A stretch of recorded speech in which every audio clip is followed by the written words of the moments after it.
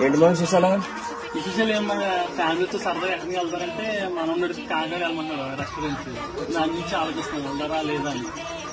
అంటే ఫ్యామిలీ రెస్టారెంట్కి వెళ్తాను కాకినాడ రాజమండ్రి తీసుకెళ్తా ఫ్యామిలీతో కదా బాగుంటుందని చెప్పేసి ఫ్యామిలీతో రెస్టారెంట్కి వెళ్ళాం కాకినాడ రాజమండ్రినా ఎందుకు మన పెద్దాపురంలో కొత్తగా ప్రారంభించారు కదా. మన పెద్దాపురంలో కొత్తగా శ్రీ లలిత రెస్టారెంట్ స్టార్ట్ చేశారు. అది మన పెద్దాపురంలో మన ఫ్యామిలీ రెస్టారెంట్ కి చాలా బాగా ఉపయోగపడుతుంది. ఫ్యామిలీతో వెళ్ళాలంటే ముందు మనం కాకినాడ రాజమండ్రి వెళ్లేవాళ్ళం.